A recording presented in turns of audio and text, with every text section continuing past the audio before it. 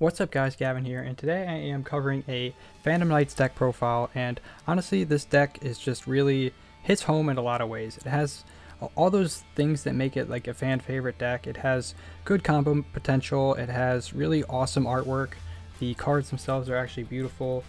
Just take a look at this secret rare Torn Scales here. It just looks amazing, and all the secret rare Phantom Knights do as well. It kind of has that little cuteness and cool factor incorporated into the art as well.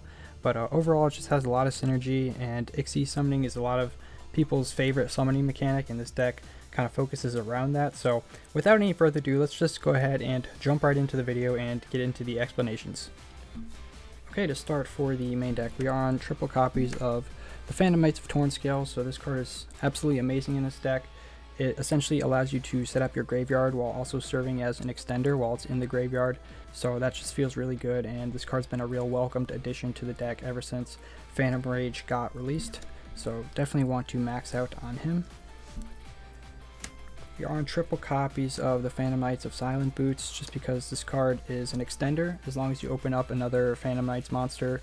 Also, you can go ahead and special summon this card out onto the field if you get the Rusty Bardiche onto the field. So this card is amazing in a lot of ways. Also, its graveyard effect is really strong because it allows you to add a Phantom Knight spell or trap from your deck to the hand, which is really insane as well, getting you access to additional Fog Blades or a Phantom Knight's Wing or a Shade Brigandine. Feels really good.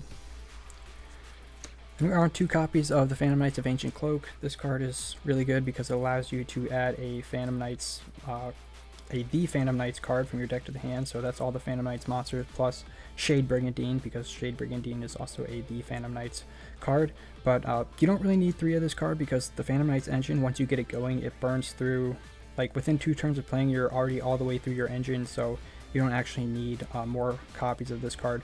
Plus, it's not an extender really in any way. Like if you open it up, you kind of have to have another extender for you to be able to play with that opening hand. So 2 is a good number to play in my opinion. 1 copy of Ragged Gloves, because this card is essentially a substitute for whatever Phantom Knights card you need in the graveyard. So if you're ever like unsure about which Phantom Knights card you want to dump to the graveyard, you can go ahead and dump Ragged Gloves. Like if you're kind of wondering about which combo piece you need to send to the graveyard, you can go ahead and dump this, because this can actually just be any other Phantom Knights card in your graveyard. But also, you know, sometimes with Rusty, you can only send a monster to the graveyard with this effect. So if you actually need like a trap card in the graveyard, you can go ahead and send this, banish it, and actually get a trap in the graveyard that way. So that's another interaction you need to know. Then for the traps, triple Fog Blade, because it is the best one. This is a 43 card deck.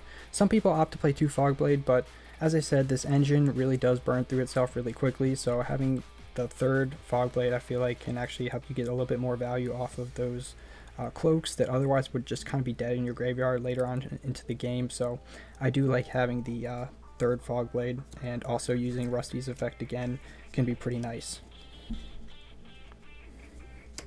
1 copy of the Phantom Knight's Wing. This card is really nice because even though you don't really want to draw it, it's just basically another copy of Fog Blade, because Fog Blade's graveyard effect is once per turn. So you can go ahead and maybe use 2 revivals with these 2 cards if you have the Wing in your graveyard, but otherwise the Wing also makes for great discard fodder for something like a Torn Scales effect, so that's pretty cool as well.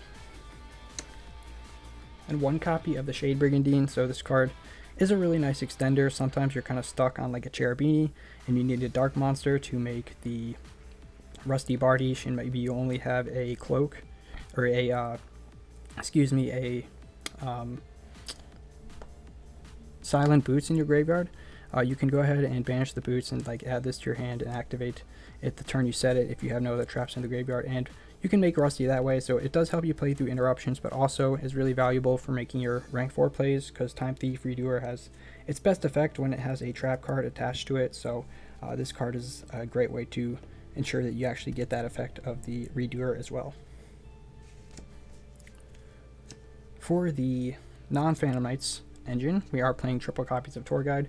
So Tour Guide's both really good and really bad, because obviously this card is a 1 card combo if it goes off uninterrupted, but also it kind of leaves you dependent on an extender if this card does get hand trapped, which is unfortunate, but hey, you got to make your choices, and definitely think twice about normal summoning tour guide, because sometimes if you have another like play line in your hand, you can go ahead and do that, and it might leave you less vulnerable to disruption. So make sure that you pay attention to what you might be vulnerable to in your line of play. Then we are on 1 copy of Graph and 1 copy of Seer. So these cards are basically what you summon off of tour guide.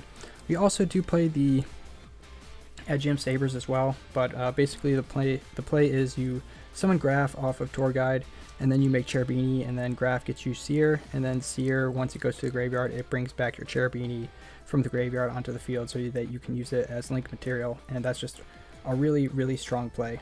Edgem Sabers isn't really here to summon off of tour guide. Sometimes you do see 2 tour guides, and you could summon Edgem Sabers off the second tour guide, but mainly it's in here for sending the Red Eyes Fusion if you draw it back to your deck, so that you can actually use Verte's effect later on in your turn, because you definitely hate to see the Red Eyes Fusion in your opening hand.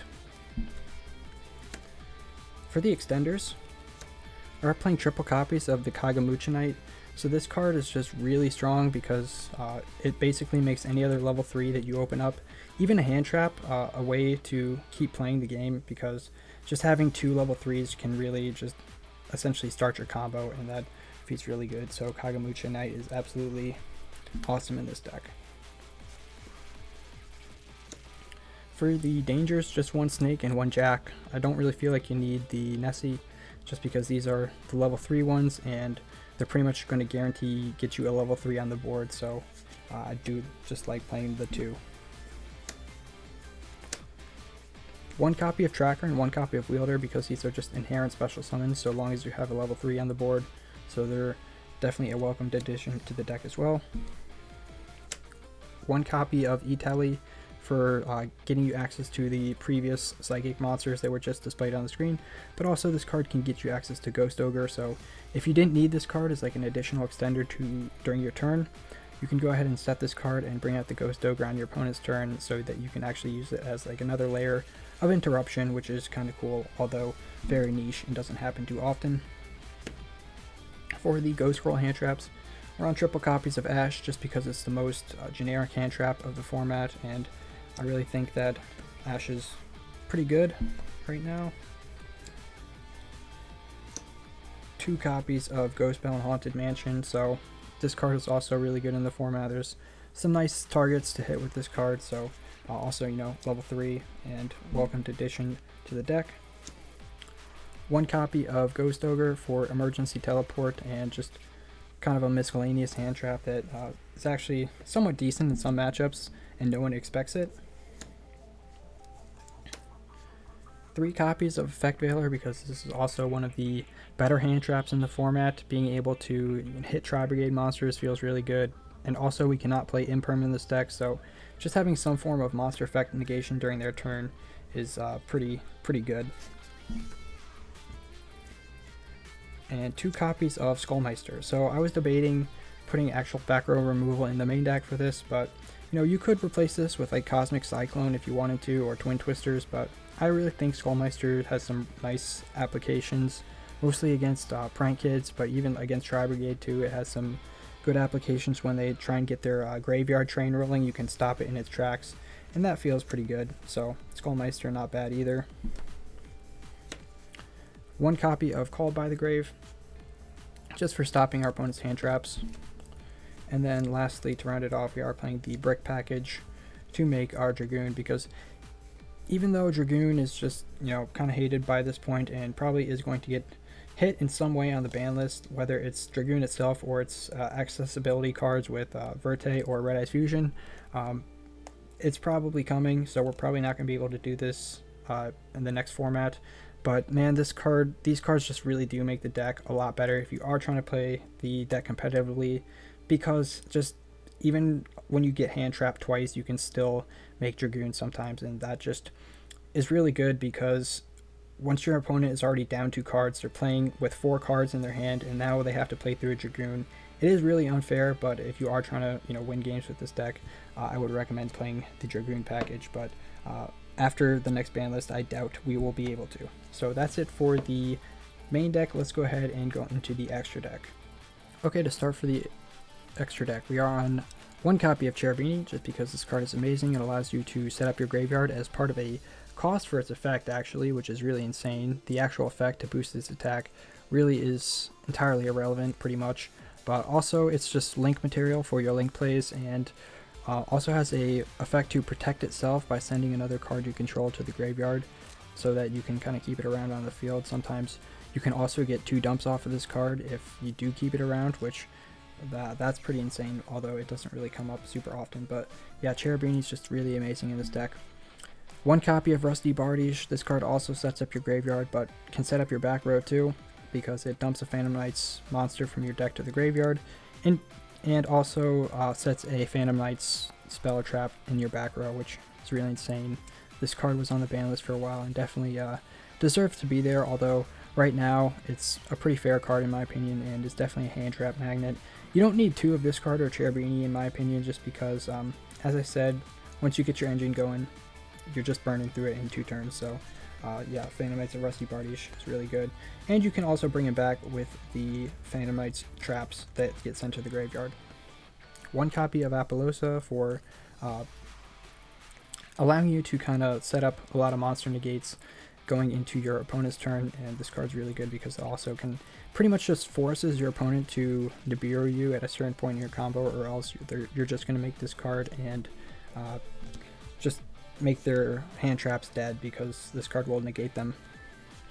One copy of Boral Sword, just because I like having the ability to push over really big monsters, and sometimes, like a rival Cybers adding Mister would otherwise kind of be a big problem for this deck, but with Boral Sword Dragon you can beat over 6k beater no problem, and that's pretty cool. For the Xyz, 2 copies of Break Sword, excuse me. This card's really good.